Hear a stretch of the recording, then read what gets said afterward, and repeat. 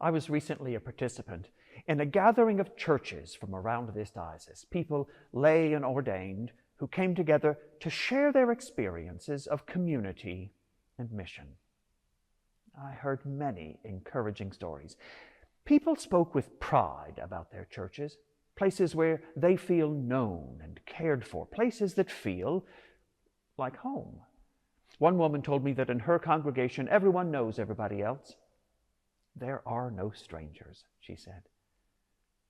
In today's gospel, Jesus speaks in a similar way of his community. It was the soon-to-be church, but in many ways a community already.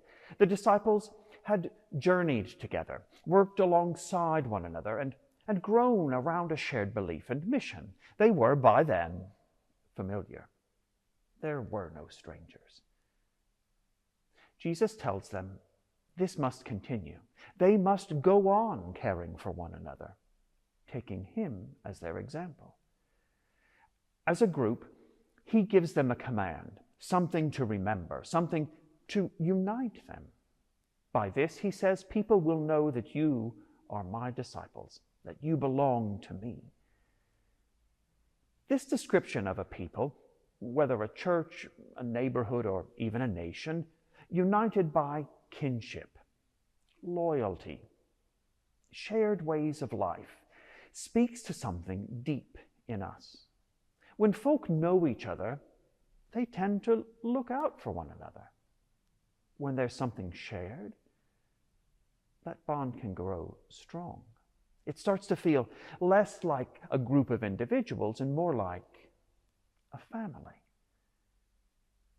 In a recent speech, the Prime Minister invoked this same vision, the need to cultivate an atmosphere of cohesion, tradition, and mutual recognition. He said Britain must protect its sense of self, or else risk becoming an island of strangers. Now, if that gave you pause, perhaps it should. As I've been speaking, if something in you has felt uneasy, if there's been a sense that this picture might be incomplete, then you've discerned what I've also come to recognize. Words about belonging and familiarity are not trouble-free, because while communities do develop shared values, culture, and identity, which offer many people a sense of safety, the dividing line between those who belong and those who do not is always a delicate one. The so-called outsider is often at the very heart of God's story. The foreigner is never forgotten in Scriptures. In fact, the law of Moses, the prophets, and even Christ himself teach that care for the one on the margins is essential to holiness. The church, then, is not simply a family. Yes, it can be a place of familiarity and mutual care, but Christian love is not meant to stop at the edge of what is known. It crosses boundaries. It reaches into unfamiliar places. It recognizes those who were never expected and honors their presence. That means the church must always resist the impulse to become self-contained. It is not a community defined by who's already inside. It's a place where anyone can find a spiritual home, whether they stay or only pass through. No one is foreign to God, and no child of God should be made to feel unknown in God's house.